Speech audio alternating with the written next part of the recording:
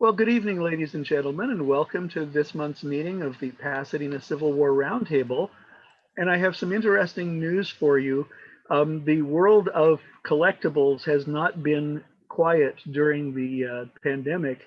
And thanks to some interesting email conversations, a donation has been made to the Pasadena Museum of History of some Grand Army of the Republic collectibles.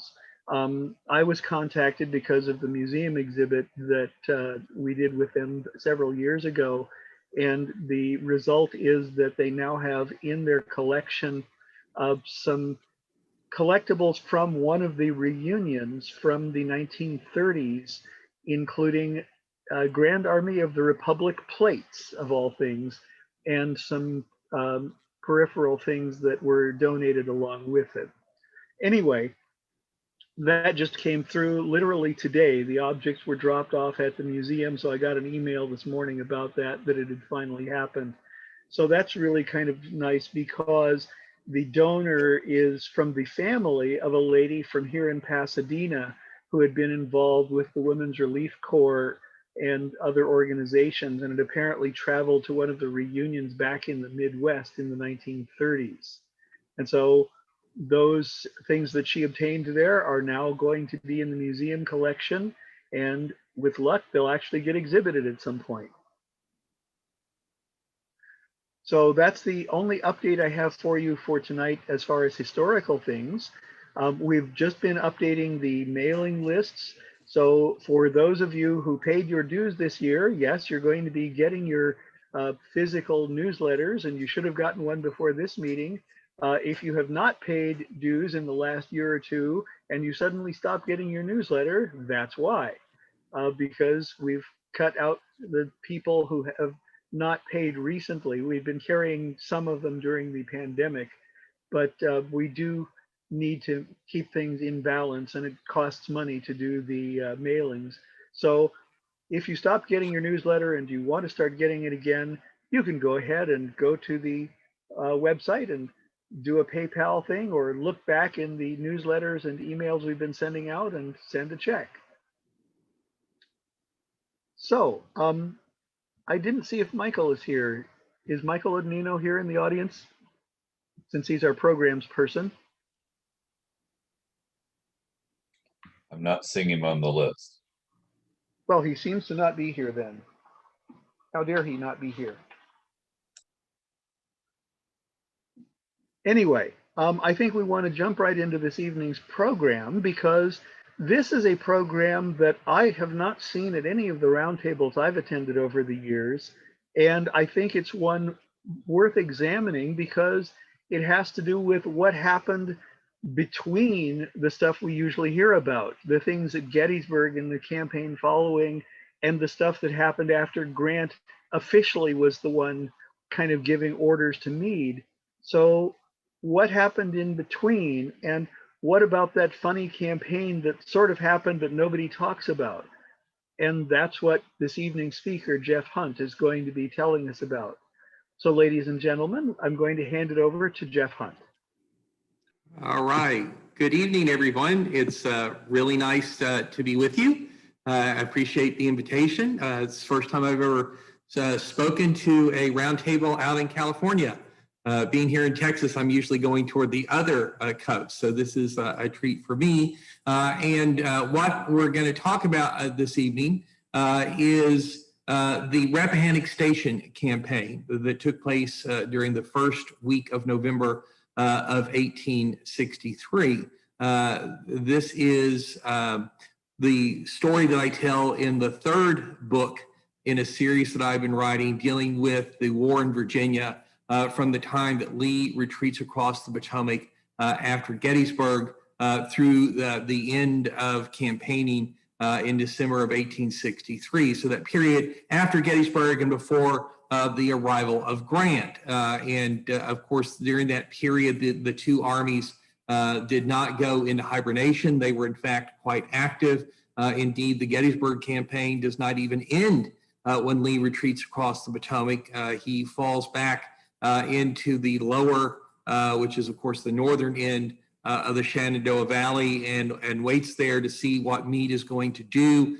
Meade crosses the river a few days after Lee, but enters the Loudoun Valley to his east, so that you have a situation where the Blue Ridge Mountains and a flooded Shenandoah River are separating the Army of the Potomac and the Army of Northern Virginia. And for about 10 days, Lee and Meade both dealing with Gettysburg mauled armies, both dealing with conflicting and very limited intelligence, played a cat and mouse game across those mountains, with Meade wanting to trap Lee in the lower Shenandoah, where he might be destroyed, to accomplish on the south bank of the Potomac what he had not been able to accomplish on the north bank of the Potomac, and Lee wanting to get through the Blue Ridge Mountain passes back into central Virginia, where he could assume a blocking position between the Federals and Richmond along the upper Rappahannock River. There was a great deal of fighting, a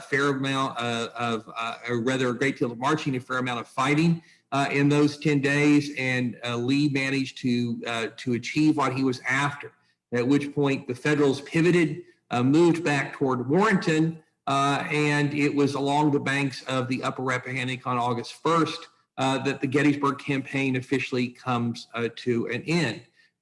Meade wanted to continue to press Lee at that point to see how far he would back up before he was willing to put up a fight, but suddenly Meade got orders to stop where he was, to send 9,200 troops north to help enforce the draft. Lee leaves his cavalry in Culpeper County, but takes his infantry below the Rapidan, and for the next month, the two armies recuperate from their Pennsylvania travails. And by the end of August, the beginning of September of 1863, both the Army of Northern Virginia and the Army of the Potomac are at Gettysburg strength levels. So they recover from the Gettysburg campaign very quickly. Of course, things are going on elsewhere. The Federals have launched the campaigns that will take Knoxville and Chattanooga. That leads to the transfer of most of Longstreet's corps to Georgia and Tennessee. The Federals had been marking time on the upper Rappahannock, giving the Confederates the window to do this. In fact, Lee had wanted to launch an offensive against Meade rather than send Longstreet west. And at first, Jefferson Davis had granted permission to do that, but Knoxville fell before Lee could make the move. And so the decision was made to shift Longstreet to help Braxton Bragg. When word that the Confederates were sending Longstreet's troops to Tennessee reached federal headquarters in Washington, Meade was told to find out if those rumors were true. So he plunged into Culpeper County, leads to a very vicious cavalry battle on September 13th and 14th, the Battle of Culpeper Court House. And in that move, the Federals were able to confirm, yes, Longstreet was gone. And this leads Meade to occupy Culpeper County, which is a place that he does not want to be, because it is very vulnerable to a Confederate counteroffensive. And it also forces him to rely on the Orange and Alexandria Railroad as his supply line. That railroad runs for 50 miles back to the Potomac River. It runs purely through Confederate territory, through Mosby's Confederacy. And in order to keep that single track line running, Meade has to deploy an entire infantry division to guard the railroad line. And that really bothers Meade, because at this, before Longstreet left, the Army of Northern Virginia and the Army of the Potomac were almost of equal strength with one another. And Meade was very aware that the Union Army was getting smaller in every battle, but the casualties were getting larger in every battle. He suspected that in the next fight, the Confederates would ensconce themselves in earthworks. And Meade also doesn't have any faith in the draft. He knows that the 3-year enlistments are about to expire in the spring, and the 2-year men had all gone home. You can count on the 3-year men probably doing the same thing. And so, the Army of Potomac is facing a real manpower problem, and Meade doesn't believe that the draft is going to solve that problem. And volunteering certainly has dried up. So he's very wary of fighting battles that will produce big casualties without producing decisive results. And so he has this big strategic debate with Lincoln and Halleck and Stanton about what the Army of the Potomac should do. And what Meade wants to do is cut loose of the Orange and Alexandria Railroad, find a different line of advance. But Halleck and Lincoln say, no, we don't see any point in that. You need to stick with the O&A. And your job is to go out and fight Lee. Wherever he is, go fight him with the aim of his destruction. And so that sounds very good, but obviously Meade has to find an actual field to fight on, and he can't envision one that does not give the Confederates a lot of advantages. Lee, of course, is going to take advantage of the fact that after the Battle of Chickamauga, the Federals transfer their 11th and 12th Corps to help redeem the situation created by that Confederate victory. Lee launches an offensive that comes to be known as the Bristow Station campaign. He outflanks the Federal Army, drives it out of Culpeper, and pushes it back to Centerville. So he transfers the front lines from the Rapidan almost to the Potomac. He had hoped to catch and destroy a slice of Meade's army, but Meade had retreated rapidly and had handled his troops very adroitly. Although there was a great deal of fighting this campaign, the major action was the battle at Bristow Station, where the Confederates under A.P. Hill had too precipitously attacked what they thought was the Union rear guard and had been shot to pieces by Federal troops hiding behind railroad embankment. And so the Bristow campaign had done a couple of things. It had not made Meade look very good. Lincoln and Halleck were very frustrated that Meade had not stood and fought when Lee came out from behind the Rapidan and had retreated. Instead, Meade said he was falling back to find good terrain on which to fight and argued that he actually hadn't been retreating. But for the Confederates, the result was frustrating. If Lee outflanked Meade again, he would just fall back into the defenses of Washington, where he couldn't be touched. And although Lee would have liked to have kept the Federals close to the Potomac, it was simply impossible for the anemic Confederate supply system to feed and clothe the Army of Northern Virginia that far from Richmond. And so what Lee is forced to do is to pull back behind the upper Rappahannock to take his army back into Culpeper County. He doesn't take it all the way back to the Rapidan for reasons that we'll examine here in a moment. But as he pulls back, he has his troops destroy the Orange and Alexandria Railroad. And the Confederates did this with great gusto. This is actually a picture of some of the work that they accomplished in the second half of October of 1863. They pulled up the rails, burned them and warped them on the cross ties. They burned every railroad station. They destroyed every bridge, every culvert. They chopped down the telegraph poles, carried off the telegraph line. They thoroughly obliterated the Orange and Alexandria between Bristow Station and the Rappahannock River. And the reason that Lee did this is that he was quite aware that Meade relied on this railroad as his single line of supply. And the Army of the Potomac could not advance much further than the railroad repairmen had gotten to. So the Federals are going to have to rebuild this railroad. It's going to take them almost an entire month to do. Lee was hopeful that it might take longer and that winter would show up before Meade would be able to launch an offensive. The Yankee railroad repairmen were much faster than that. And so by the time that we get to the end of October of 1863, the railroad is basically repaired to Warrenton Junction, which is right there. You still have about 9 miles to go before you reach the Rappahannock River. The Confederates are down here in Culpeper County. They're the red dots. The Federals are the blue squares. And the Army of the Potomac is basically on a line between Warrenton and Warrenton Junction with, of course, its cavalry deployed out in front of it. And so this is where the two armies are. They're not quite back to the point that they were at the end of the Gettysburg campaign on August 1st, not quite back to where they were at the start of the Bristow Station campaign on October 9th.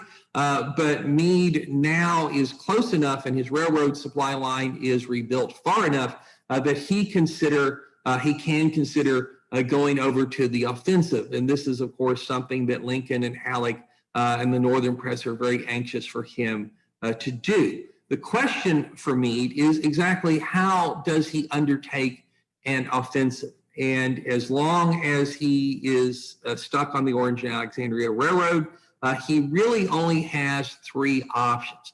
The first option would be to let go of the railroad, swing his army wide to the west into Madison County, and either attempt to outflank Lee and drive him, therefore, out of Culpeper County below the Rapidan, or to come in from the west and swing into Culpeper to attack him. In other words, to reverse what Lee had done in the Bristow Station campaign, and to try and either bring a battle in Culpeper, or perhaps to drive down below the Rapidan toward the Orange, or rather the Virginia Central Railroad, and destroy that key link to the Shenandoah Valley from Richmond. The problem with making this move, Meade understood, was that it required him to abandon his line of supply.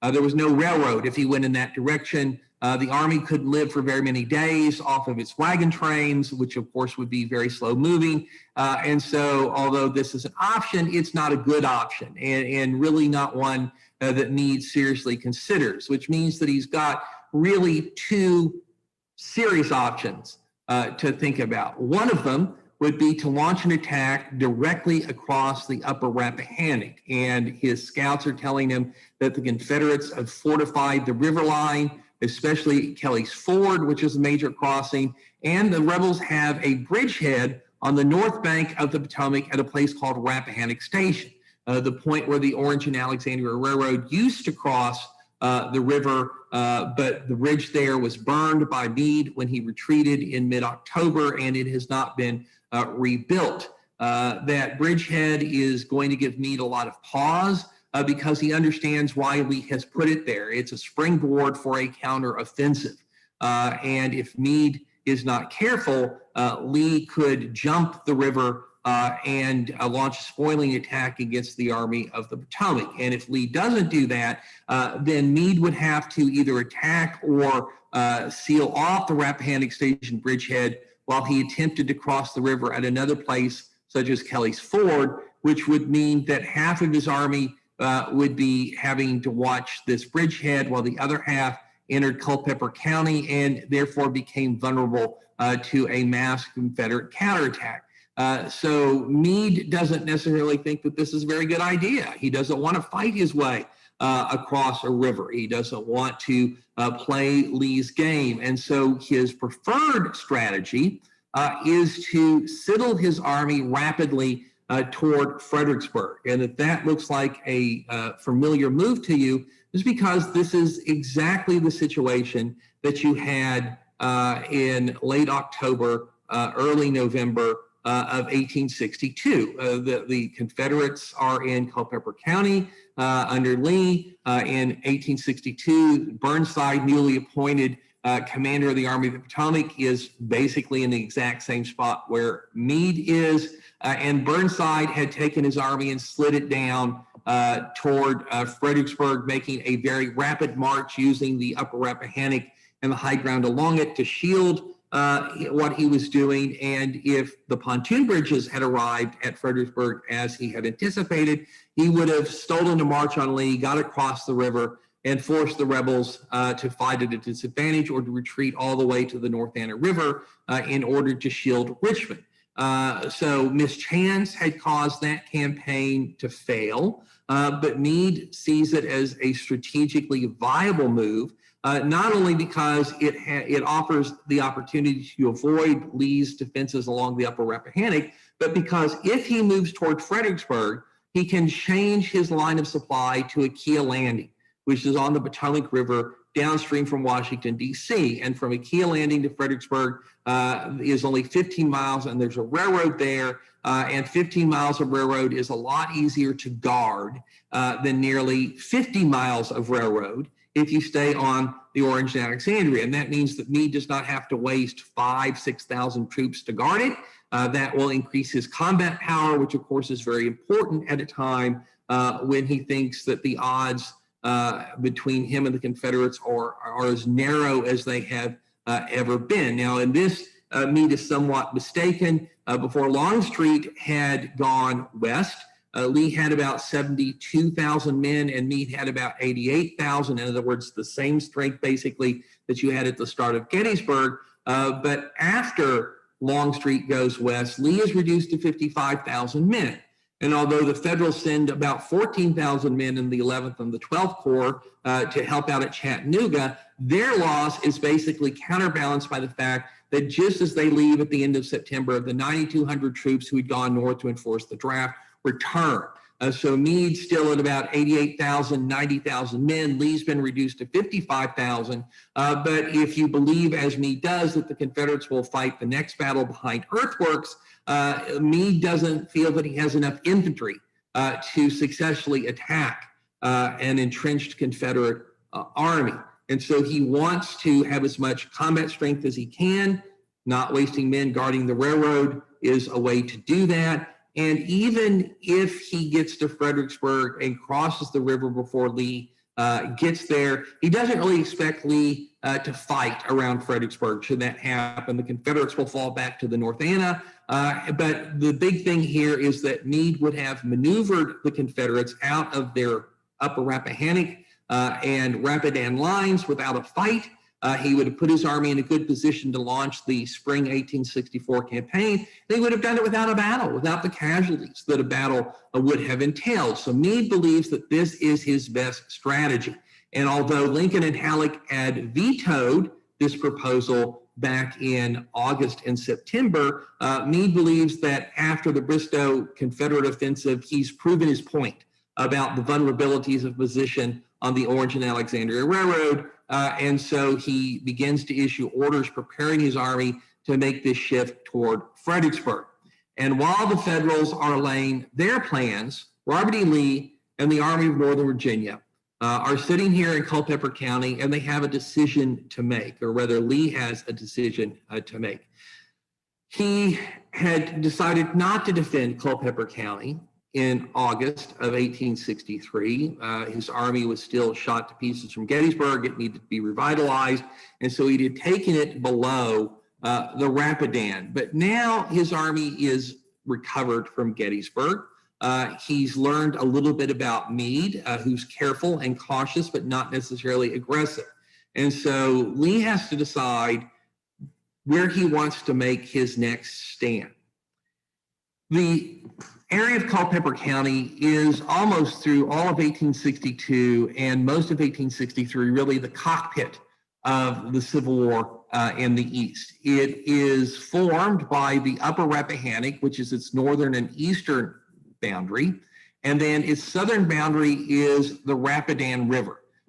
The sort of diminutive Robinson River makes up most of its western border, but if you look at it on a map, these two rivers, the Upper Rappahannock and the Rapidan, sort of form a sideways V, whose mouth opens toward Madison County and a series of ridges that march upward ultimately to the Blue Ridge Mountains and the Shenandoah Valley. So I refer to this area as the Culpeper V. Culpeper County sits right in the middle, and the Orange and Alexandria Railroad comes down to Culpeper, and then it turns due south to cross the river at Rappahannock Station, and then go through Orange Courthouse and down on to Gordonsville, where it makes a connection with the Virginia Central, which links the Shenandoah Valley to the Richmond, Fredericksburg, and Potomac, which of course goes down to the Confederate capital.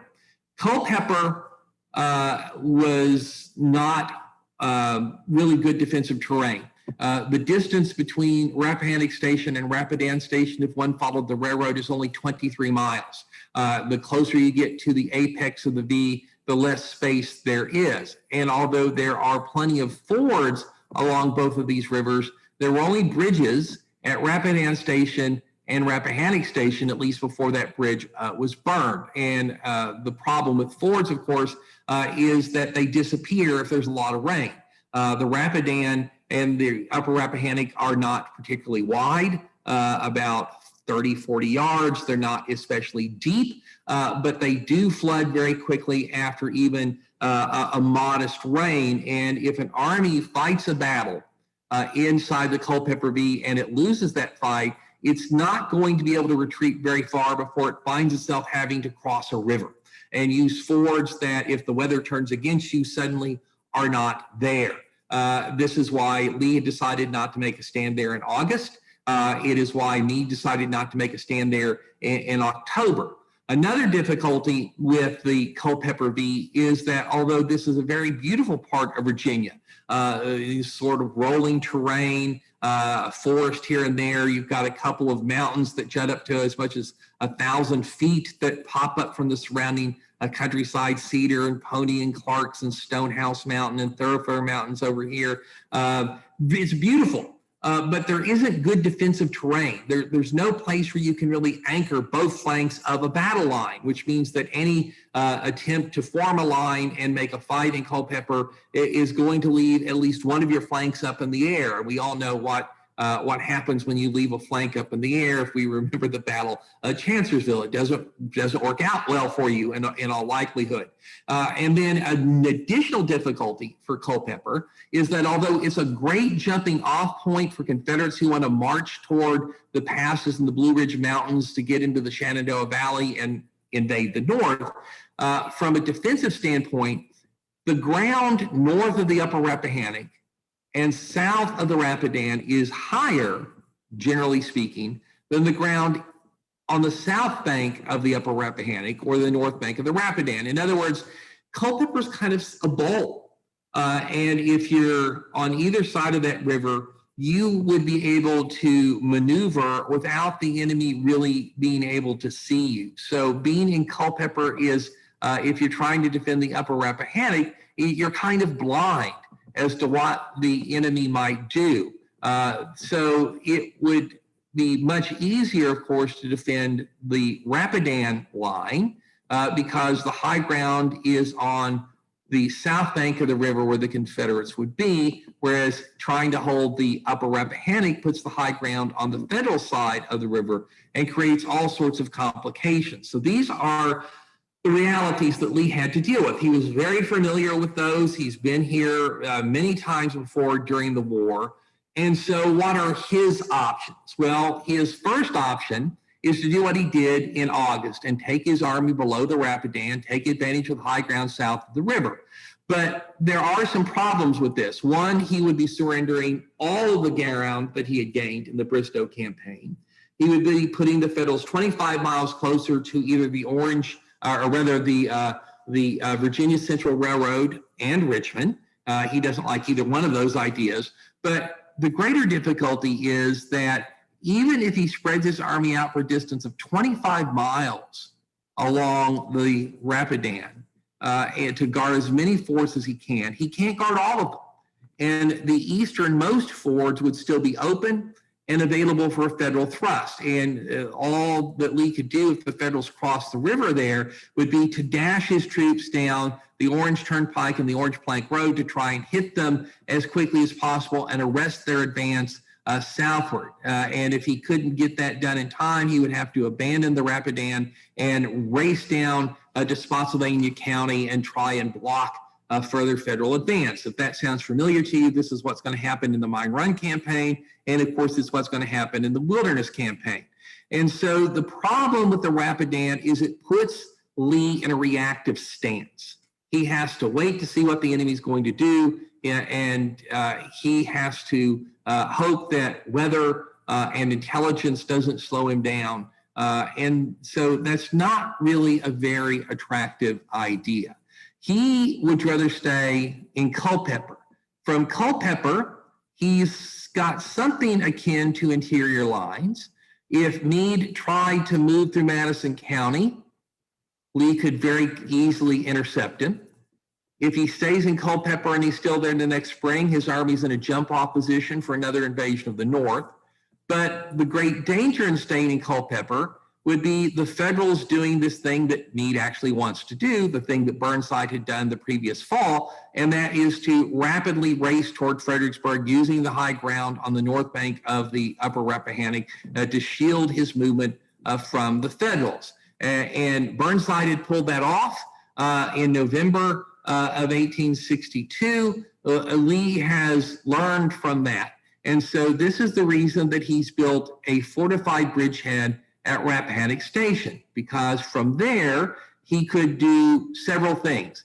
If Meade tries to attack him in Culpeper, the Federals will have to divide their army.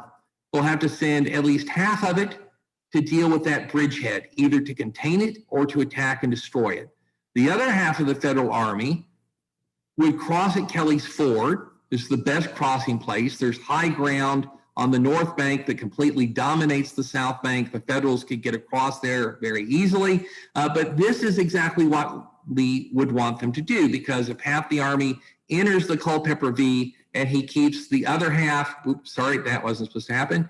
He keeps the other half stuck in front of Rappahannock Station with minimal force, he could throw the entire A and V against whatever portion of Meade's army crosses at Kelly's Ford. He could counterattack and he could destroy it.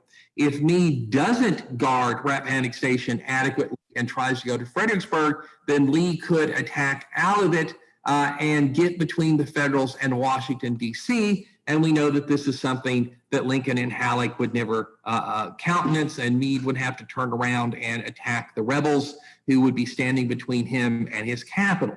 And so this stand along the upper Rappahannock looks pretty good to Lee, but the thing that makes it possible is that bridgehead at Rappahannock Station.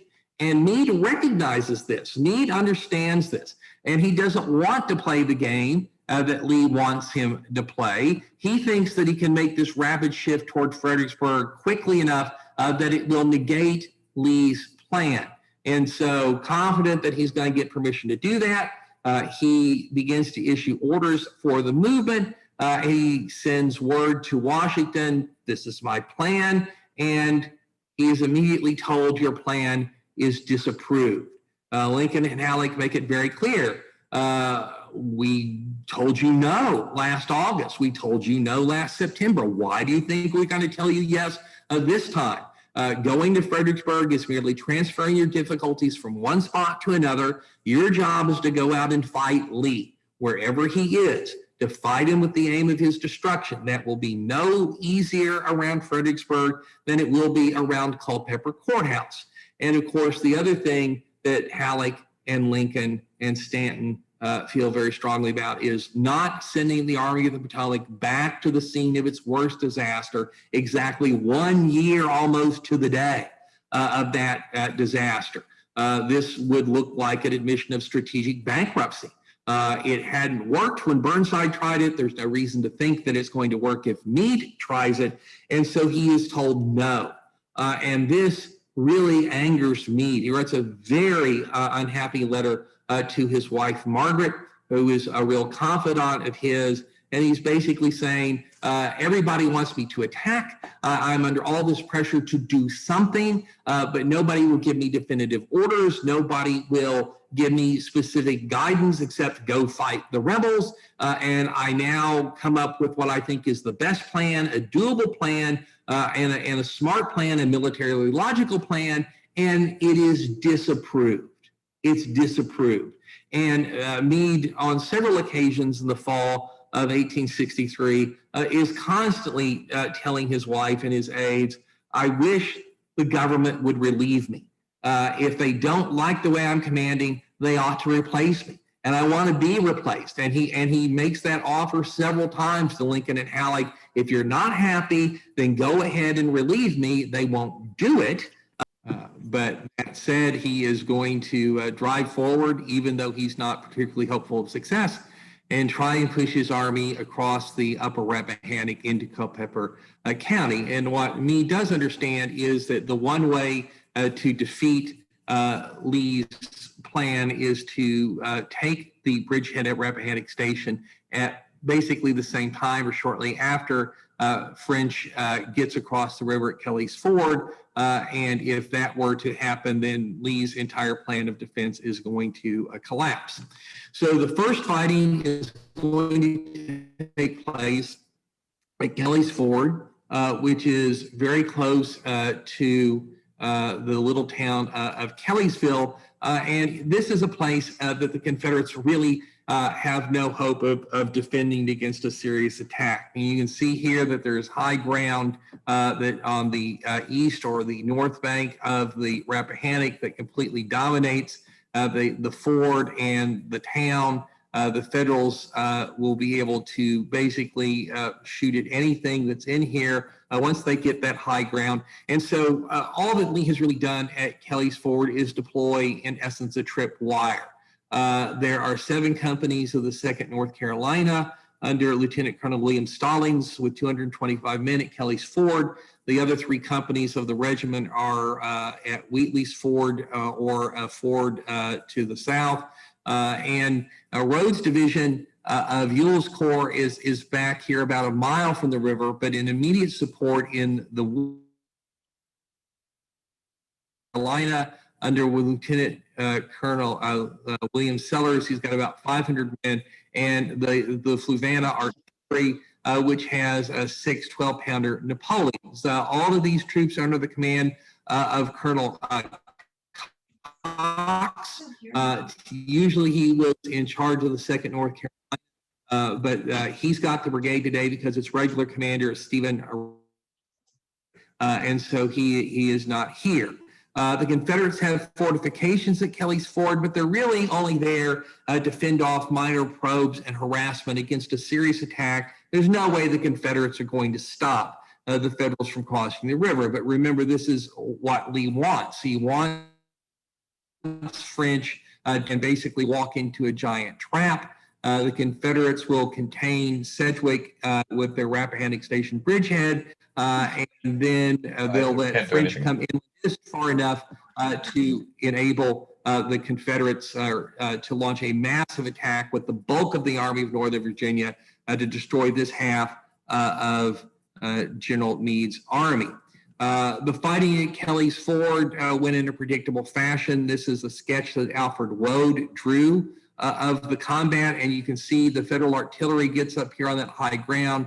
There's Kellysville down there. There's the 700 yards between the woods where the Confederate reinforcements are and the town. The Federals dominate everything. So artillery pins the Confederates down in their fortifications and in the town of Kellysville. The Fluvanna artillery comes out and tries to suppress the Union artillery fire, but it's got 6 guns compared to 18 and 3 Federal batteries, and it's quickly driven from the field. Colonel Sillers makes a gallant but foolhardy decision to rush his 500-man regiment in line of battle across that 700 yards to try and reinforce the 2nd North Carolina, and it doesn't work. The ground's too rough. The regiment is under artillery fire the whole way, and it basically breaks apart and is so demoralized by the time that it gets into Kellysville that Stallings tells Sellers to take his men back where they came from. They're contributing nothing to the defense except casualties. And so they retreat across the same ground, but not everyone is willing to run that gauntlet again. And about 180 men of the 30th North Carolina refuse to fall back. They stay in the town and take shelter in cellars and buildings. So the Confederate situation here is deteriorating. General Ward, who's in command of the leading division, wants an attack, and he gives that job to Colonel de Trobriand, who gives the 1st U.S. sharpshooters the task of striking across the river and taking Kelly's Ford. The commander of the sharpshooters, Casper Tripp, doesn't want to launch a direct frontal attack, so he sends 4 companies downstream to cross the river at a more weakly held spot. And although there are Confederates over here and they inflict some casualties, these 4 companies manage to get across, and then they move to strike the flank of the Confederate fortifications while the main body of the 1st sharpshooters plunges across the ford. That's what it looked like. Alfred Woad, who was there, drew this. There was some vicious hand-to-hand combat at the ford, but the Federals managed to take it, and then they turned toward Kellysville. at which point Colonel Stallings recognized he had done everything he could do, and he pulled his troops back to the woods. And so the Federals have Kelly's Ford. It was expected that this would happen. They immediately bring up pontoon bridges and start to lay them. And so the first part of Meade's strategy has proceeded according to plan. The Confederates definitely got the worst end of this, as you might expect, given the topographical advantages that the Federals had. But now they're crossing the Rappahannock into Culpeper County. The Third Corps will have 2 divisions on the other side of the river by nightfall, a 3rd division shortly after that, and the Second Corps ready to cross in the morning. Of course, all this does is make those troops vulnerable to a massive Confederate counterattack unless the Yankees can crush the Rappahannock Station bridgehead. Now, this whole part of the river from Kellysville to Rappahannock Station is under the control of the Confederate Second Corps under General Dick Ewell. And the key part here is the fortifications at Rappahannock Station. And this gives you some idea of the terrain that we're looking at. This is that railroad bridge, 500 foot long, that used to span the river at Rappahannock Station. That's been burned. But this high ground right here, that's going to host the Confederate defenses. Most of them are going to be on the west side of the Orange and Alexandria, but some of them are going to be on the east side. And here are 2 photographs taken in August of 1862 that show the area that we're looking at. But this one is from the north. There are the tracks of the Orange and Alexandria, which, remember, has been destroyed by the point that we're talking about. And it's looking south toward the river. And that tree line right there is where the Rappahannock is. Here we are on the south bank of the river looking north. There's the bridge that's been burned. And this tree line you see here is actually a large hill where the Federals are going to start part of their movement against Rappahannock Station. So east of the railroad, the ground is pretty flat for a considerable distance. So remember what has happened here. The 5th Corps has come down, as have the 6th. They are going to reach the Rappahannock Station area about noon. And facing them is a single Confederate brigade, the Louisiana Tigers, only about 900 men. They're under the command of Brigadier General Harry Hayes, who's a very good officer, but is on court-martial duty that day. So the commander of the 7th Louisiana, Colonel Davison Penn, is actually in charge of the outfit, which had seen very heavy fighting at Gettysburg. It had participated in a night attack on Cemetery Hill that came close to winning the battle, but of course was unsupported, so it didn't achieve that goal for the Confederates. Penn knows his business. But the Confederates who are there are facing 2 federal corps. You have the 6th Corps, which is today under Major General Horatio Wright, while Sedgwick is in command of the wing, and Major General George Sykes, who's in command of the 5th Corps. And the Confederates are deployed for observation, not defense. 900 men is not enough troops to actually man all the fortifications at Rappahannock Station. And so the Confederates have the 9th Louisiana and the 4 guns of Louisiana Guard artillery actually in the fortifications. The 5th Louisiana is manning earthworks east of the railroad on the south bank, and then the rest of the Confederates are up here on ridges about 1/4 of a mile to half a mile in front of the earthworks. So the 7th and the 8th Louisiana west of the railroad, the 6th Louisiana east of it, and they're out there to keep an eye on things. There's no Confederate cavalry, just a few vedettes. And so this relative handful of men is sitting on ridge north of the fortifications where they see 2 federal corps appear, 26,000 men, and begin to go into line. Now, a couple of things about what's happening here that's very important. First off, if Sedgwick had attacked immediately, if he'd even sent a single division forward as soon as he had one in line of battle, the Louisiana Tigers under Penn would have had to abandon the bridgehead. They simply could not have stood up to any serious federal push whatsoever. And so Sedgwick here is missing a golden opportunity to deal with the Rappahannock Station bridgehead. The Federals are moving in the way that Lee is expected, but they have caught him by surprise. And so the Confederate Army is somewhat off balance. And Sedgwick's decision to be very cautious in the face of these Confederate earthworks, which are rumored to be very strong. There are rumors about the Confederates potentially launching a huge counterattack out of them. Meade has warned Sedgwick, be careful. We don't know what the rebels are going to do. I don't even know if these fortifications can be taken. I want you to try if you can. I want you to get across the river if you can, but be aware that that simply might not be possible. And with those instructions in mind and not knowing very much about the Confederate fortifications, as he decides to deploy the entirety of his 2 corps before he does anything. And of course, this is going to take some time. It's going to take almost 3 hours to shake all of his troops out. And this is going to give the Confederates some very badly needed breathing space. And Penn uses that by pulling his 3 forward regiments back into the fortifications, bringing the 5th Louisiana across the river to help man them. He leaves only a skirmish line on those ridges to keep an eye on the Yankees.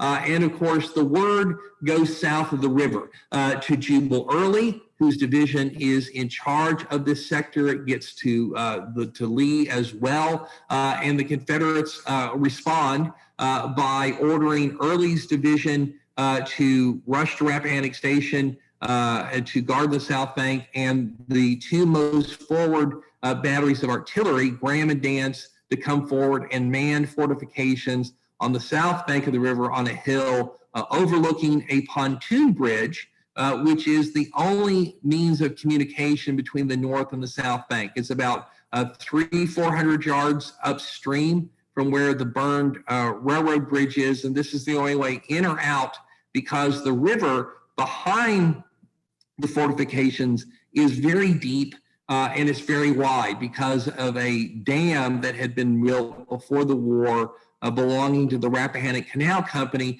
that was intended to make a large docking area for canal boats, and it's left this part of the river behind the rebel fortifications too deep for fording. And of course, we're in early November, so the water is also bitterly cold. So guarding that pontoon bridge is all important, and this is why the Confederate guns are rushed forward here.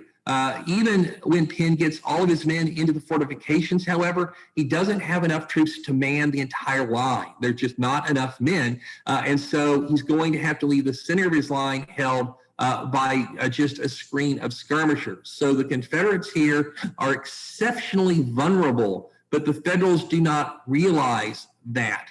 And Sedgwick is not going to move until he has everything in place to launch a significant attack if that becomes necessary, or to meet a massive rebel counterassault if that becomes necessary. So when Sedgwick finally does decide to move, he basically still pursues caution.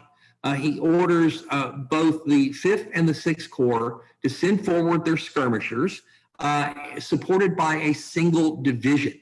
On the 5th Corps front, that division will be under General Josiah Bartlett, and it will move forward in a column of divisions, what you see here, the very dense mass of men in support of the skirmishers. The 6th Corps will send forward its 2nd Division under Brigadier General Albion Howe, and their job is not just to support the skirmishers, but to take the ridge overlooking Rappahannock Station so that the Federals could deploy artillery there and attempt to shell the Confederates out of their fortifications. The one thing that Sedgwick, Wright, and Sykes are not keen to do is to launch an infantry assault against those Confederate earthworks if it can be avoided. So finally, at 3 o'clock, having spent most of the early part of the afternoon, getting his troops into position. The Federals begin to move. The Confederate skirmishers stage a fighting retreat back into the fortifications. The Union skirmishers move forward. The 5th Vermont goes over and grabs Beverly Ford and then starts to swing downstream to threaten the Confederate earthworks from that direction. The Federals, however, once they get a line of skirmishers around the Confederate fortifications at a distance of about 200 yards, once they get Beverly Ford and Norman's Ford, which is to the east, then the Federal advance halts. The division under Bartlett goes and takes cover along the railroad embankment or on this high ridge right here. Howe seizes the ridge that Sedgwick wants for his artillery, and the Federal advance at that point skids to a halt. If the Federals had kept going, if either Howe or Bartlett had simply not stopped as they ordered to stop at this juncture, once again, the bridgehead would have had to be abandoned. And Sedgwick would have accomplished his mission with the kind of expedition that Meade was hoping that he could pull off. But Sedgwick is careful. He stops. He's not going to attack those earthworks. He's going to give his artillery a chance. And of course, what does this do? It gives the Confederates time to bring up Early's division and reinforcements. And so the Confederate position is going to be strengthened. Now, what are the Federals looking at from their point? Well, this is a drawing that was made in August of 1862 of Rappahannock Station during the campaign of Second Manassas. The vantage point is basically the ridge that Howe has just taken. And so what you see there, these buildings are what used to be Rappahannock Station. They're all burned. This thing right here, that is a locomotive on the Orange and Alexandria pointing south. This number 4 is the Rappahannock River. And this ridge here is where the Confederate fortifications are. So this is the ridge that holds the Confederate fortifications. These are the hills on the south bank of the river where the Confederates have brought up their artillery. And where you see the split rail fence here, that's the Freeman's Ford Road that goes west to Freeman's Ford and then goes east all the way to Kellysville. The road right here is somewhat sunken, and this is where the Federal skirmishers have taken cover, and now they're in a nasty sharpshooters duel with the Confederates who are in fortifications up here. Note how gentle this slope is. This is about 200 yards. It's not a very hard climb whatsoever. And of course, that's going to be important to what's going to happen as we go forward. So let me see my screen here. So this is what the Federals are looking at. What are the Confederate fortifications like in front of them? And here we have one of the mysteries that has always hovered around the Battle of Rappahannock Station. Most of the maps that you see published in books that touch on this fight show just a big semicircle of Confederate works. It turns out that is very inaccurate. I was fortunate enough to find 2 maps drawn by participants or observers of the battle immediately after the fight that give us a good idea of what the Confederate fortifications look like. So one of these, and neither of them have a scale, and they differ in some respects, but they tell us a lot. So this one, here's that ridge where Bartlett's men have taken cover, as well as along the railroad embankment, which right here is probably about 10 feet high as it heads toward the Rappahannock. So this railroad embankment here divides the battlefield. The 5th Corps over here, the 6th Corps, excuse me, over here. On the east side of the railroad is an outer Confederate defensive work. It's about 186 yards long, and this is defended by the 6th Louisiana. And its flank curves back to conform to a little stream called Tin Pot Run that empties into the Rappahannock about 200 yards downstream from the burnt railroad bridge. The main Confederate fortification has a small enclosed redoubt on a steep hill right next to the railroad embankment, and then 300 yards of what's called a stepped trench. So this is a very sophisticated trench that you see here. If you're familiar with World War I style trenches, you'll understand what you're looking at. It is built in such a way so that an enemy getting into it cannot shoot down its entire length. You have a dirt parapet throwing up in front of it. The parapets here are not very tall. They're or very wide, so they're not much of an impediment to an attacker. Sorry. And then after that 300 yards of step trench, you have a large Confederate redoubt. Each one of these fortifications has 2 artillery pieces in it. And then the Confederate line swings off to the west, where it's going to meet a bend in the river. Now, this map gives a little bit better view of the Confederate fortifications. It doesn't have the work controlled by the 6th Louisiana over here, but you can see there's your enclosed fort with 2 guns, your 300 yards of French, your big redoubt, and then the Confederate line zigzags into the river, which is, of course, how a military man would build it, so you can create enfilading fire against attack. There is the pontoon bridge. There are the hills where the Confederates have put their South Bank guns. And then this very important feature right here, it's going to matter a lot. The whole idea of this bridgehead, remember, is so that if Lee needs to, he can move troops out of it to attack the Federals who are going to be trying to go to Fredericksburg. So he has to be able to use a road that comes up from the pontoon bridge. And what you see here is, let me zoom in on that for you here. So what you see right here is where that road passes through the fortifications.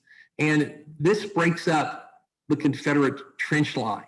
And to defend it, they built 2 outer works to cover the gaps. And so if you've ever had to zigzag through a checkpoint to enter a military installation or something, you're kind of familiar with the design here. And the idea is that these troops can fire through the gaps of these outer works, but those outer works are very exposed to enemy attack. This is the weakest part of the Confederate line right here, and that is going to matter a very great deal. And then down here, this is the ridge that Howe's just taken, where the Federals are going to put their artillery. So that gives us some idea of what the Confederate fortifications look like. There was no abatis out in front of them.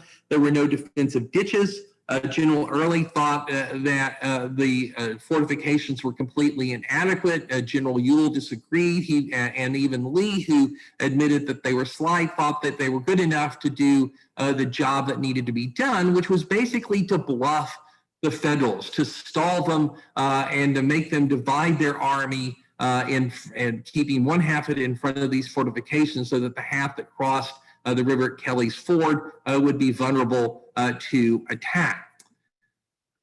The Confederates, of course, don't have enough troops on hand right at the moment to man those works. And so as the first of Early's reinforcing brigades show up, he sends them into the earthworks. So the first brigade to arrive is Hoke's brigade. Hoke is not with them, nor is one of his regiments, the 21st North Carolina. They've gone home to round up deserters. So today, a Virginian by the name of Colonel Archibald Godwin is in command of the brigade, which has 3 regiments. 2 of them, the 6th and 57th North Carolina, had taken part in that evening assault at Cemetery Hill on July 2nd. The 3rd Regiment, the 54th North Carolina, with 580 men, wasn't at Gettysburg. It was guarding Federal prisoners taken at Winchester as Lee marched north. So it is the only Confederate regiment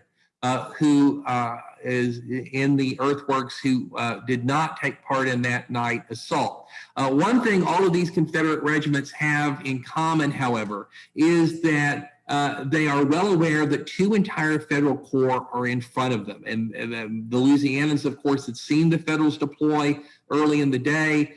They've spread that word to the units that had not been forward deployed, that they share that word with Hoke's Brigade as it double quicks into the earthworks across the pontoon bridge. And this has a psychological effect on the Confederates, who recognize that they are out on a limb. They are on the wrong side of the river. They are facing an enormous body of Federals. If the Yankees throw all of that weight against them, there's no way they're going to be able to hold their line.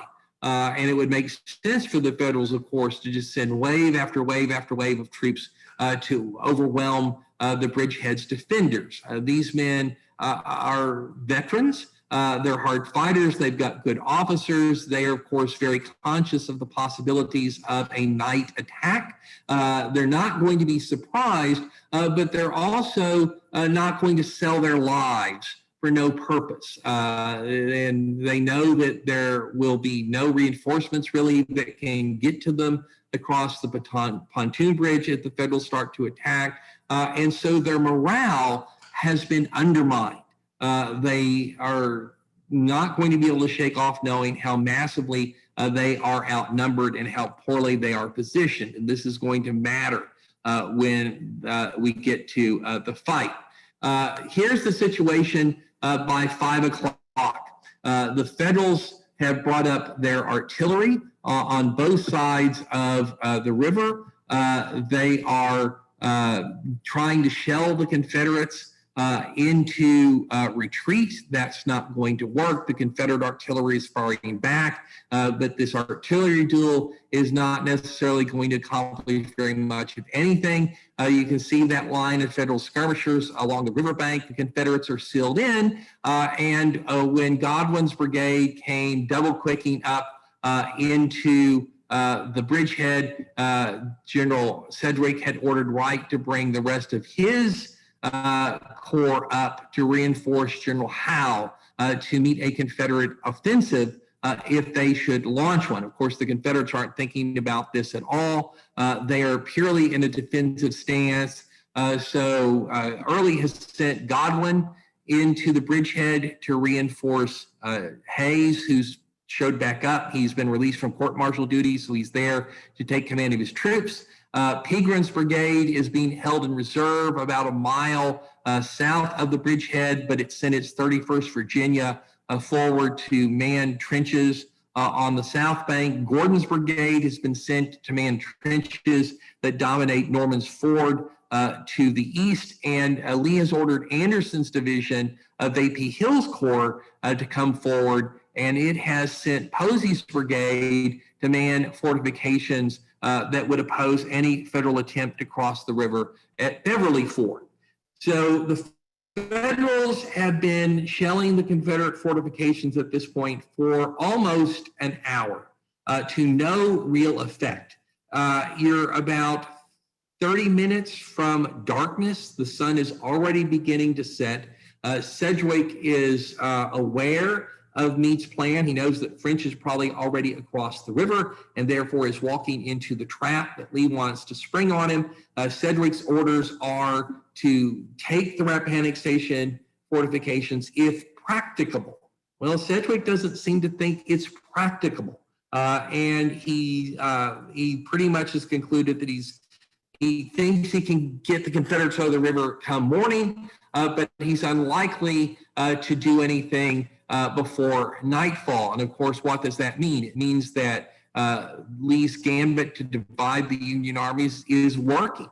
It means that Meade is going to have to transfer the whole 5th Corps and part of the 6th Corps from Rappahannock Station overnight and rush them toward Kelly's Ford in order to strengthen French's wing of the army as much as possible against the inevitable Confederate counterattack on November 8th. So Sedgwick's reluctance to attack here is really hurting Meade's strategy. He's blown several opportunities to take Rappahannock Station without a fight. Now he would have to make a fight. His artillery's not going to get the job done, but he and his corps commanders are still reluctant to launch an infantry attack across all that open ground into the teeth of the Confederate fortifications.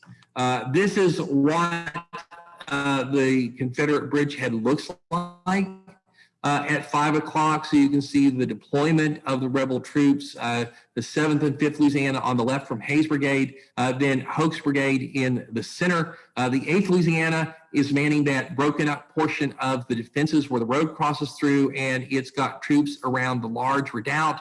The 9th Louisiana is manning that 300 yards of trench between the large and the small redoubt. And then the 6th Louisiana is there all on its own on the east side. So you've got about 2,000 Confederate troops manning these defenses, and out in front of them, as they are all too conscious of, are 26,000 Federals. The man who's going to be the hero of Rappahannock Station for the Federals is Brigadier General David Russell, who's commanding the 1st Division of the 6th Corps, while Wright is in charge of the Corps because Sedgwick is running the brigade.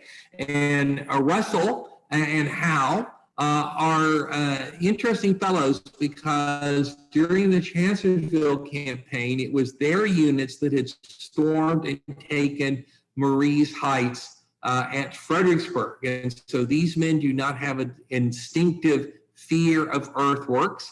Russell likes to conduct reconnaissance right up on the front line. And he believes that the Confederate fortifications are manned very, very lightly. And so what he's going to propose, sorry that keeps happening, is attacking with his leading brigade, his 3rd Brigade.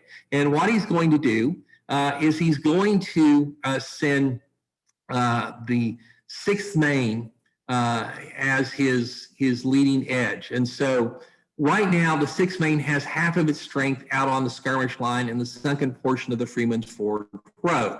The 121st New York has about 50 men under Captain John Fish from Upton's brigade to their right, and to their left are about 50 guys from the 20th Maine, which of course is a 5th Corps unit. It should be east of the railroad, but as the 5th Corps skirmishers had advanced earlier in the afternoon, you can see the railroad makes a little bit of a jog as it gets to the river, and that had thrown 50 men from the 20th Maine east of the tracks, while 25 men from the 20th Maine are still on the east side. So 50 on the west side and 25 on the east side. That's going to matter to us in a moment. What Russell proposes to Wright is that just as dusk is falling, he sends the second half of the 6th Maine forward to reinforce the skirmish line. He knows the Confederates will see this, and he knows that they will probably think that this is just a routine relief of one body of skirmishers by another, and they won't think anything of it. But what's really going to happen is the two halves of the 6th Maine are going to merge together, fix bayonets, and launch an immediate attack on the big Confederate redoubt. And coming in behind them will be the rest of the brigade, the 5th Wisconsin, in a second wave, moving in a column of divisions, 2 companies abreast, 5 lines deep. So it's sort of like a human battering ram. And then a 3rd wave consisting of the 119th Pennsylvania and the 49th Pennsylvania, which only has 4 companies in the same sort of formation. And what Russell is expecting here is that the 6th Maine can keep the Confederates around the large redoubt busy enough to allow the 5th Wisconsin, the 119th, and the 49th Pennsylvania to reinforce them. And then they'll take the large redoubt, they'll cut the rebels off from their pontoon bridge, and the entire position will collapse. Russell, unfortunately, has underestimated the number of Confederate defenders. He's going to be attacking with about half the strength the rebels have in the bridgehead, but he's going to be pretty lucky for 2 reasons. And one of those is that dusk is going to obscure the small size of his actual attacking force. And the other part of this operation that's going to work in his favor is that the skirmishers to his left and his right are going to go in with him. So Captain Fish, who's got those 50 men from the 121st New York on the right flank of the 6th Maine, doesn't have any orders to take part in this assault whatsoever, but Upton had told him to keep his men as far forward as anybody else. And so when he hears that there's going to be attack, he decides he's going to lead his 50 men into the assault with him. Another unexpected piece of help is going to come from Major Walter Morrell of the 20th Maine, who is commanding those skirmishers up from the 5th Corps. And he is on the west side of the railroad visiting friends on the 6th Maine when the plan is laid out to its company commanders. And Morrell hears about this and decides, well, we're from the same state. I can't let the 6th Maine go it alone. And so he goes back to his troops and he tells them that they're going to attack as well. And this is going to make a huge difference because this means that the weakest part of the Confederate line is going to be attacked by the 121st skirmishers. And then the 20th Maine is going to attack the small fort and the 9th Louisiana. And when the 20th Maine moves forward west of the railroad, it's 25 men east of the railroad assume that somebody gave orders that they didn't get. And so they move forward against the 6th Louisiana, which triggers the advance of the rest of the Federal skirmishers from the 83rd Pennsylvania, 44th New York, and 16th Maine. And without these skirmishers going forward with the 6th Maine, in all probability, Russell's assault would have failed. So this is sort of a spontaneous reinforcement for the 6th Maine, which launches its attack and manages a very, very brief interval of surprising the Confederates, but the rebels have been watching what's going on. They meet the 6th Maine with an intense fire, and the 6th Maine basically gets to the outside of the Confederate large redoubt and is driven to ground. The 5th Wisconsin was only supposed to be 5 minutes back, but it had some trouble getting started, so it's actually 10 minutes back. And so the initial wave of Russell's planned assault is a failure, but it's not a failure in other places. The 121st New York's 50th skirmishers hit the rebel line where it is broken up, and they are coming out of an almost dark field. The Confederates do not know how many Federals are coming at them, but they assume that it's a lot more than a single brigade or just 50 skirmishers. And Captain Fish and his men get up on these very short parapets, and they're standing up looking down on Confederates who are in narrow trenches and can only shoot basically straight up in the air. And Fish, recognizing that he's outnumbered by about 3 to 1, is kind of a bold guy, and he demands that the Confederates here surrender. And to his surprise, about 127 rebels throw down their arms and they give up. And so he's pierced the rebel line at its weakest point. Now, the 57th North Carolina is going to pivot some companies and fire into Fish's men. He's going to drive them against the west wall of the large redoubt, but they've knocked a lot of Confederate troops out of action already, and this means that the 8th Louisiana is not going to be able to muster the strength to hold the large redoubt. East of the railroad, the 6th Louisiana, seeing this surge of Federal skirmishers toward it, knowing that it is cut off from the rest of the Confederate fortifications, decides that the only reasonable thing it can do is to flee across the river, which is fordable near the stone pylons of the burnt railroad bridge. About half of the 6th Louisiana manages to get across before the Federals reach the riverbank and fire into the other half and force about 75 of its men to come back and surrender. But this eliminates one of the Confederate regiments defending the bridgehead, and of course lops off that part of the bridgehead east of the railroad.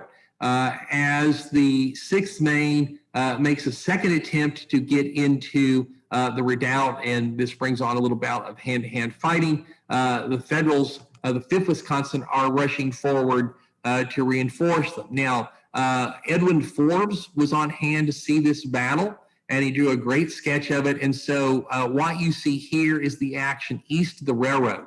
And so you can see on your left where that number 2 is, that's the Rapidan, and then number 3 are the stone pylons of the railroad bridge, and number 4 are the hilltops where Graham and Dans have their artillery on the south bank of the river. This is also where Lee and an earlier station trying to see what's going on the other side of the river. And then you see the trench of the 6th Louisiana, the small redoubt up there on that hill, and the Federal skirmishers in the foreground advancing against the 6th Louisiana, which is retreating across the river.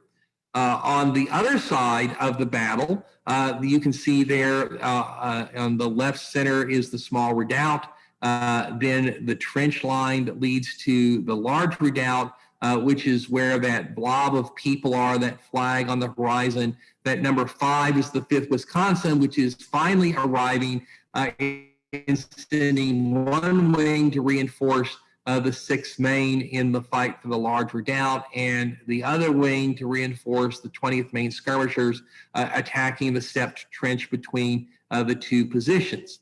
The fight for the large redoubt is very vicious. There's a lot of hand-to-hand combat, but when the 5th Wisconsin gets there, its weight of numbers allows the Federals to prevail.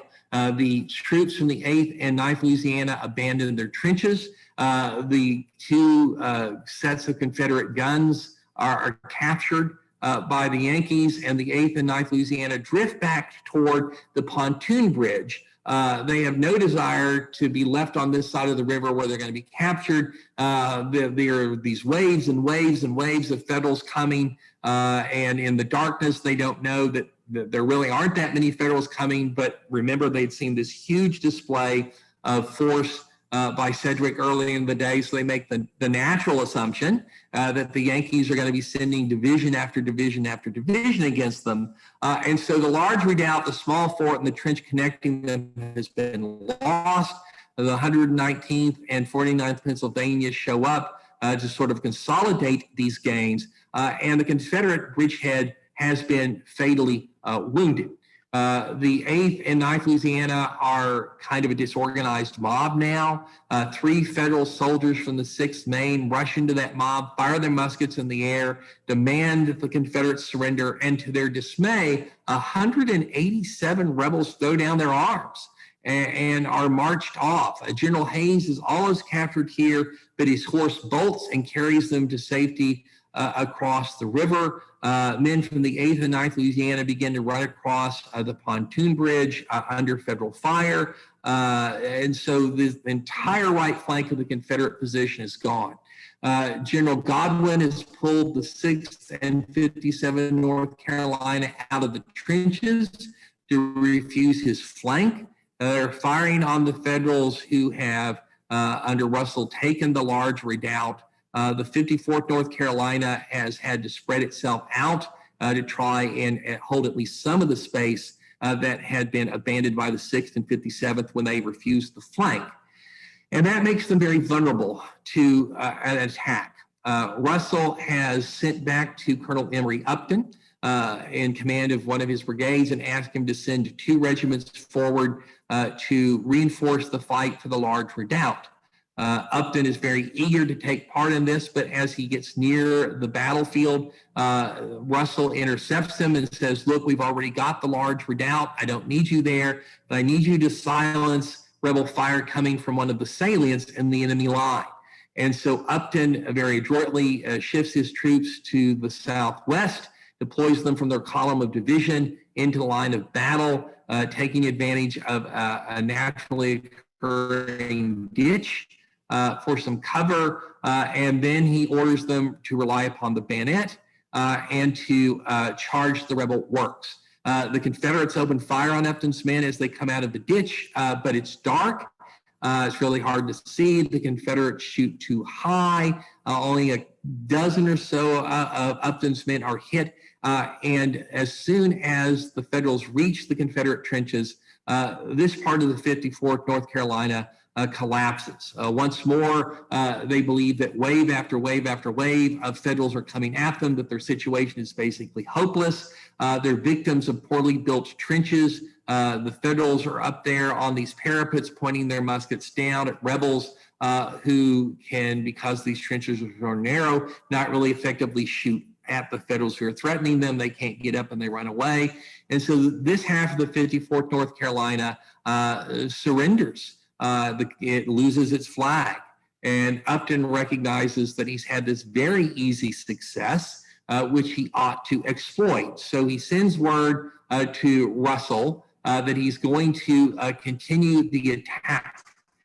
Now, what you see here is a drawing by Alfred Wood, who was not at this part of the battle on November 7th, but it does give you an idea of the terrain here. So you can see the zigzag nature of the Confederate trenches. On the horizon are the large and the small redoubt. You can see how steeply the ground runs down to the river, and there on the right center is the pontoon bridge. And now Upton's got this part of the trench. He can look down on the pontoon bridge. He recognizes that he needs to exploit his breakthrough. And so he sends one wing of the 121st New York to seize the pontoon bridge. He leaves one wing of the 5th Maine in place to hold what he's taken.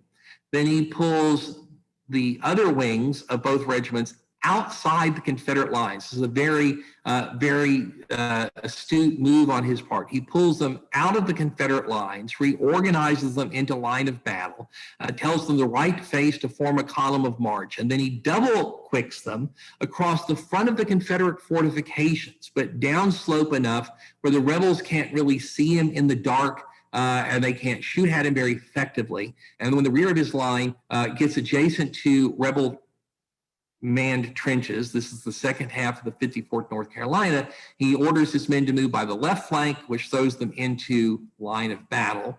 And a second later, he calls on them to halt. And then in a very loud voice, he yells in such a way that the Confederates can hear him, that when they're fired upon, his men are supposed to lay down because 4 other lines of battle are advancing behind them. And which is not true, but this is some impromptu psychological warfare that works perfectly in the circumstances. It's pretty much dark now. And when those parts of the 5th Maine and 121st New York that are with Upton charge, the 54th Carolina basically offers almost no resistance. Once again, the Federals get up on these very low parapets. They're looking down on Confederates in narrow trenches who cannot shoot in any way except almost perpendicular, and the 54th North Carolina surrenders.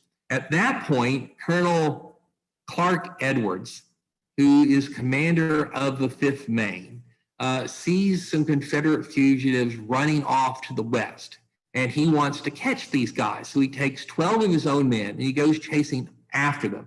And before very long, he unexpectedly finds himself standing in the rear of the 5th Louisiana Infantry's line of battle. He's almost in the line of Confederate file closers. And he realizes that he's gotten himself into very bad trouble. And the only way out of it is to bluff. So he very boldly demands to know who's in command of this part of the Confederate line. And hearing that, Captain John Angell, who's in charge of the 125 men in the 5th Louisiana, turns around and says, well, I'm in command here. And Edwards identifies himself and he says, I want you to surrender. And Angell is completely surprised that the 7th and the 5th Louisiana have been skirmishing with the Federals to their front. There's a very stiff wind blowing from the south that's preventing the sound of the musketry to reach Lee and Early or on the south bank of the river. It's kept the men on the west flank of the position from really understanding what's going on. And so Angell had no idea that the rest of the position was collapsing, and he kind of demurs. He wants some time to consult his officers, and Edwards says, I'm not going to give you a minute. Surrender now, or all of my troops are going to charge down on you from the rear. And he points back toward where Upton is, where there's this great moving mass of men dimly visible in the dark. And he says, these are my reinforcements, and I'm going to throw them at you. Well, they're not reinforcements. They're the 5th Maine and the 121st New York, ushering the hundreds of 54th North Carolina prisoners to the rear. But Angell doesn't know that. And once again, the psychological blow of Sedgwick's massive display of force early in the afternoon is working against the Confederates. And Angell believes this man in a hopeless situation, so he agrees to surrender. And once the 5th Louisiana gives up, then the 7th Louisiana is basically doomed and has to surrender as well. And although some Confederates managed to get across the pontoon bridge and others managed to get across the river by swimming it, the Confederate position now is pretty much destroyed. The 6th and 57th North Carolina might have cut their way through and retreated across the bridge, but Colonel Godwin refused to even make the attempt, saying he had no orders to abandon his position. So he stays where he's at, and the Federals eventually close down on him in the dark and force his men to surrender as well. And so the entire bridgehead now has collapsed as some 1,600 Confederate prisoners are taken, 7 battle flags, 4 cannon are captured, and Sedgwick has destroyed the Rappahannock Station bridgehead, or rather David Russell has destroyed it, but it has been destroyed so late in the day that triumph, stunning tactically as it is, cannot be exploited. And so the Confederates and the Federals are going to have to scramble during the night. Meade is going to bring he's going to bring all of the 5th Corps and a good chunk of the 6th Corps from Rappahannock Station to reinforce the Kelly's Ford effort. Lee, on the other hand, recognizes what's happened, and he has his quartermasters very hurriedly pack up the supplies and begin a harried and confusing retreat toward the Rapidan. And at midnight, he begins to pull his infantry back from their forward positions. He's got to abandon his hopes of striking at French with the bulk of the Army of the Potomac. And he's got to buy a day. He knows that his wagons are going to need a day to get across the Rapidan, so he pulls back to a ridge about 2 miles north of Culpeper Court House during the night. By the next morning, his troops are mostly in place, and in a harbinger of things to come, they begin to entrench immediately, even without orders. Lee deploys his cavalry, Fifth Lee's entire division around Brandy Station, and Hampton's division around Stevensburg to slow the inevitable Federal advance. And what he's got to do is hope that the Federals don't push him too hard, because on November 8th, if they do, he's going to fight a battle in a very weak position with both of his flanks essentially up in the air. Meade does not know any of this, of course. He thinks that if the rebels make a stand, they will make the stand around Brandy Station. It's hard to understand why he believes that. He's operated in this area. He knows that Brandy Station is not an especially strong defensive position. But since Sedgwick had taken Rappahannock Station so late in the day, Meade has to concentrate all of his efforts on the night of November 7th and the morning of November 8th in uniting his army. And once he begins to get the rest of his troops across the river at Kelly's Ford, it becomes possible to send the 3rd Corps up to take whatever Confederates are still facing Sedgwick around Rappahannock Station in the rear. Of course, there are no Confederates there anymore. And you can see the movements of the Federals on the morning of November 8th. And basically, they're looking for the Confederates to be waiting for them. They're not there. They are essentially forming a big bridgehead on the south bank of the river. Meade, for some reason, keeps his wing organization in place, even though the 6th Corps is really down to just 2 divisions. And he goes to the Orange and Alexandria and begins to push toward Brandy Station, Confederate cavalry giving way in front of him. But there are no Confederates really to be found. much to the dismay and disappointment of everyone. And what happens is that when the Federals get to Brandy Station, they halt and they make camp. There's still about 3 hours of daylight left on November 8th. If the Federals had pushed another 2 miles, they would have found Lee in that vulnerable position north of Culpeper Court House. They might not have been able to attack and break his line, but they probably could have attacked and at least entangled Lee in a fight that he could not easily disengage from, and therefore set up a big battle on November 9th that might have wrecked the Army of Northern Virginia. But Meade does not make that move. He believes the stories of Confederate prisoners who tell him that the Confederates have already retreated across the Rapidan, and so there's no point in pursuing deeper into Culpeper County. Meade has accomplished getting across the river. He's destroyed 2 Confederate brigades.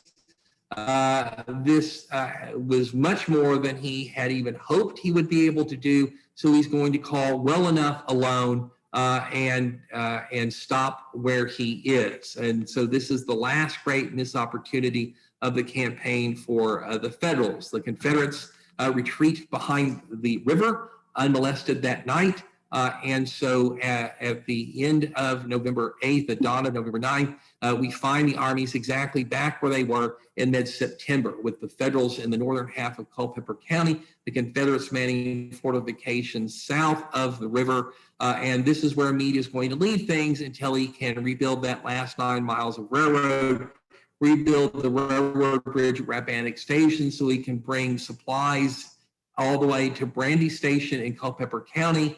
And only when that is done will he resume his offensive and launch what will be known eventually as the Mine Run campaign.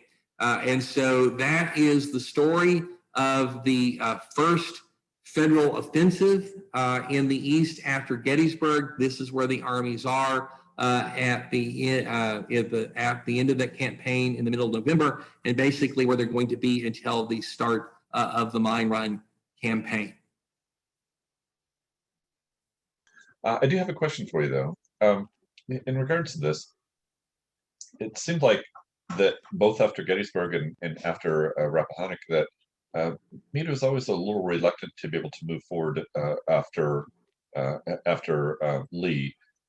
Do you think that I mean, at what point do you think that it made the decision for Lincoln to be able to take control away essentially from Lee and to move it over to Grant? Do you think it was this that caused that? Because it seems like you have to feel sorry for Meade in this entire period after Gettysburg and before the arrival of Grant, because he takes command of the Union Army 3 days before Gettysburg, fights this horrific battle. He conducts this difficult pursuit, and he's still trying to get the reins of command firmly in his hands, and then he's operating with a shot-up army.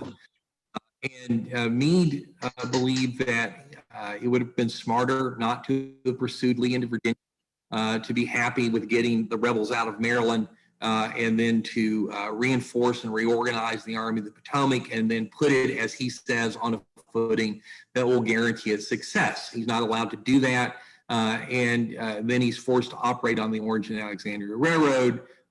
He loses men to enforce the draft, and he loses the 11th and the 12th Corps, and whatever strategic initiative that he tries to exercise, Lincoln and Halleck are shooting down. And so he really is hamstrung by the dictates of Washington. And they're frustrated with Meade. They want him to be aggressive. But Meade suspects, and he tells his wife, look, they want me to go out and fight, but they won't sanction my plans. They won't give me true freedom of maneuver. When I ask for guidance, they just say, go fight Lee, but don't be too setting me up to be a scapegoat. They would love it if I would fight and win a battle, but they're really most interested in keeping their fingerprints off any defeat. so that I can take the blame if something goes wrong. And of course, if you look at the recent history of the Army of the Potomac and how often it changed commanders, you can understand why Meade would feel this way. Meade is a much better general than most of his predecessors. During the Second Manassas campaign, he avoids the fate of John Pope. During the Mine Run campaign, he's going to avoid the fate of Burnside and of Hooker. But Meade is careful. I don't think he's the guy who's going to win the war for you, but he's certainly not going to lose the war for you. And he frustrated Lee in the Bristoe Station campaign because he retreated too quickly for Lee to catch him, but he also retreated intelligently. This campaign at Rappahannock Station is kind of a boost for Meade because Lincoln had not expected the success. He sends Meade a congratulatory telegram that almost crackles with surprise. And so Meade's stock with the administration bubbles back up as a result of Rappahannock Station. It takes a while for people to realize that there was an opportunity here that might have been missed. But that's all obscured by the brilliant tactical success of some of Meade's subordinate generals like Gouverneur Warren and others complained that they had thrown away an opportunity on November 8th. Meade's Mine Run offensive, when he launches it, and that'll be the fourth book in my series and should be out next year, is bold in concept, but a little too hesitant in his conduct. And one of the things that I've kind of learned about in studying this period is that when push comes to shove on the battlefield, at some point, and it can last very long, half a day, 1 day at worst, but hesitation and hesitating in the face of a general like Robert E. Lee usually doesn't work out in your favor. And that allows Lee to gain an advantage. Lincoln and Halleck, I think, probably would have liked, and Lincoln says it because Wells asked him, why don't you replace Meade? He's a good man, he's a good general, but he's not a great general. And Lincoln says, well, who would I replace him with?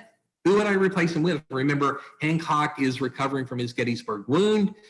Watt Reynolds is dead. What other corps commander in the Army of the Potomac is really up to the job? And Sedgwick is the one that everybody talks about, and he would be the ranking major general. But nothing in Sedgwick's career as a corps commander really recommends him to lead an army. He had been slow at Chancellorsville. He missed his opportunities there. He missed his opportunities here at Rappahannock Station. And so what would have happened? Halleck is very impressed with Meade's Gettysburg victory. And is reluctant to replace him because of that. But given the fact that Grant's got to be the guy who's made the general in chief, then Lincoln and Halleck can say, well, it's got to be Grant's problem to worry about.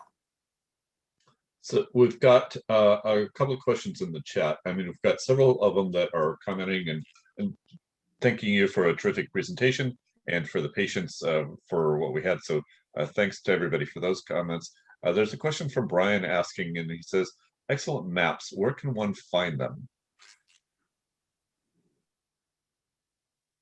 Prisoners, they were taken back behind the ridges from which the Federals had launched their assault and basically held there overnight. They would eventually be put on the railroads and sent north. But it's during this, the Federals did not search the prisoners, and that allows the color bearer of the 7th Louisiana to burn his flag, which he had ripped from its staff and hidden in his uniform, to burn it to keep the Federals from capturing it. Interestingly enough, the color bearer of the 6th Louisiana does the same thing, but he doesn't burn his flag. He actually manages to keep it throughout his imprisonment. Most of Hayes' men are going to be exchanged in March of '64, and half of Hoke's men a little bit later. And so the loss of Confederate strength here is actually kind of short term. These guys are going to be back in the field for the overlaying campaign. But the color bearer of the 6th Louisiana manages to hide his regiment's flag through 5 months of imprisonment. And then when he gets back to Richmond after the exchange, he reveals it, and it's a big story in the Richmond papers. Stephanie is asking me a question. She said, what did Meade do with the Confederate prisoners on the night of the 8th? I'm not sure if it'd be the night of the 8th. Right, and just to the north, and then ships them the next day up on the railroad. Okay. And she's also asking another question. Is there a story about Meade that would help to illuminate what he was like as a person? There are a lot of good stories about Meade. Of course, he has a very touchy temper, especially whenever he sees incompetence, this to duty. His aide, Theodore Lyman, refers to them as these unusual patches of gunpowder, which once they explode are gone.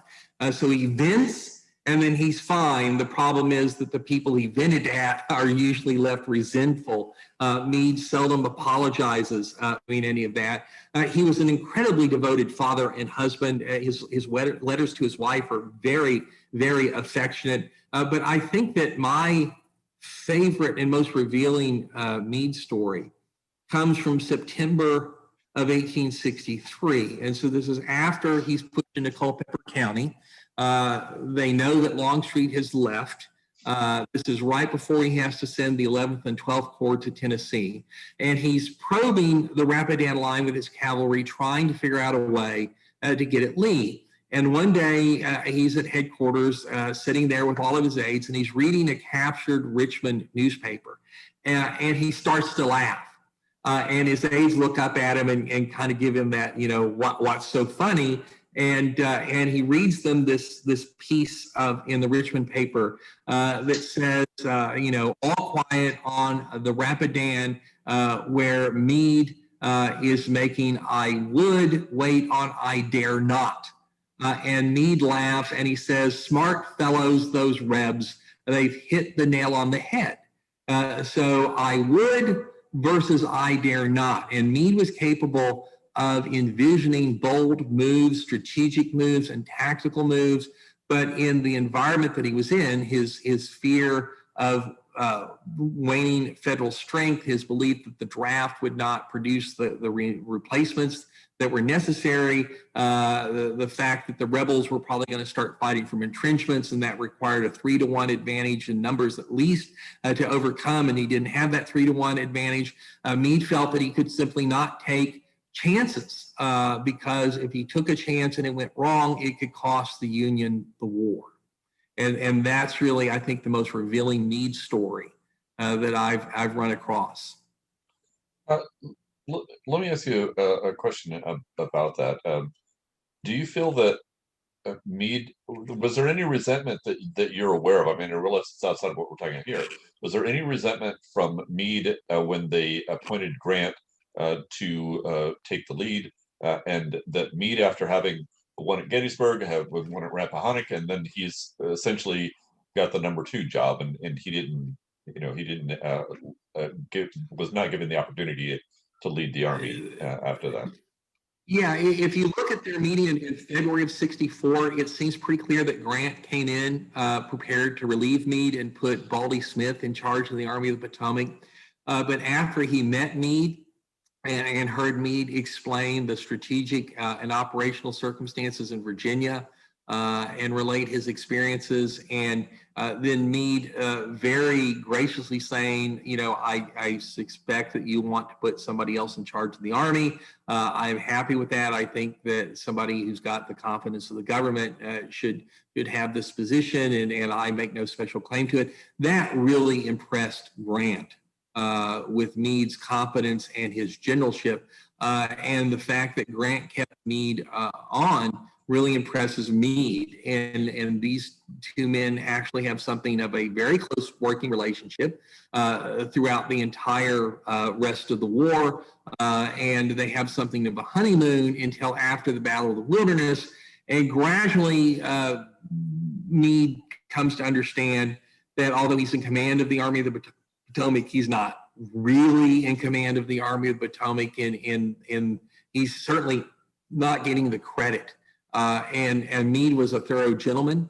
He wasn't somebody who's going to court the reporters or the press. He wasn't going to intrigue for promotion, this sort of stuff. But he very much wanted his talents to be recognized. He cared a great deal about his reputation as a soldier and didn't want to lose that.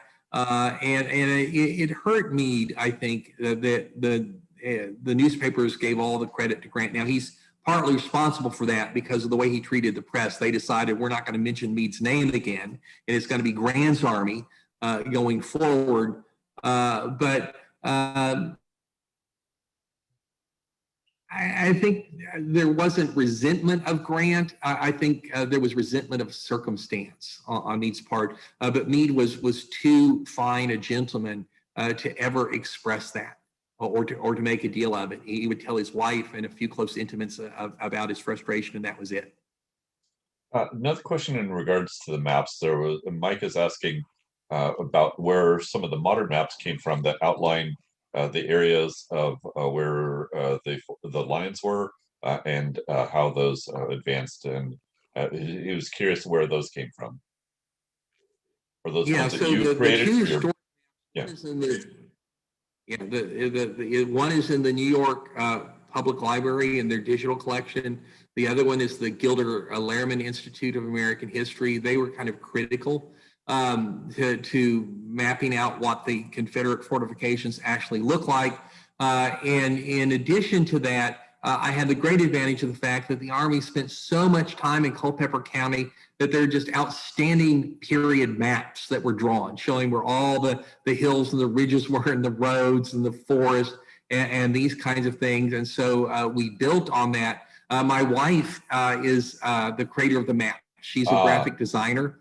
So she took the originals and recreated them. And then, of course, I put the units and stuff on them like that. All of those maps are in the book, obviously not in color, but they're in the book. The latest, newest edition of North-South Magazine, which has just come out in only a digital format at this point because of COVID, has most of these maps in it in color. I do have to say in regards to that with the number of presentations that we've had, you had some of the most detailed maps and outlining what is happening during the battle, and it really helped to be able to help explain what was going on. So very appreciative for the work that you and your wife did on that. Yeah, I'm sorry I lost my cursor somewhere in there, so I couldn't point to some of the things that I was talking about, but I hopefully you guys were able to get my drift. Absolutely. If there's any other questions, I don't have any other questions that I'm seeing in the chat. If there are any other questions, go ahead and please post this now. Otherwise, I do appreciate you returning and joining with us again. Could I ask a question? Absolutely. Could I ask a question? Yes, David. First of all, this is my first time at the Pasadena Roundtable, and I really think it's first class, and the presentation was wonderful, like so many others are saying. My question is, in the background, you seem to be in some museum, and could you tell us a little bit about that? Yes, I am the director of the Texas Military Forces Museum, which is the official museum of the Texas National Guard. We're located at Camp Mabry in Austin, so right in the middle of the state. It's a 45,000 square foot museum that tells the story of the volunteer and militia units of Texas in the 19th century, starting with the first militia muster in Stephen Austin's colony in 1823, and going on into the present. And of course, after the National Guard's created in 1903, we talk about the Texas Army and Air National Guard, as well as the Texas State Guard. And so what you see behind me is part of our exhibit on the war between the states, wherein, of course, we focus on the role of Texas units in the conflict. But they were pretty much everywhere, which means we have to tell a very big story. Thank you. You're welcome. If you're ever down this way, the museum's free and open to the public, Tuesday through Sunday from 10 to 4. And if you want, you can go to our website, texasmilitaryforcesmuseum.org, and we have virtual tours. So you don't have to get to Austin from California to take a look around. And can you tell us also where your books are available?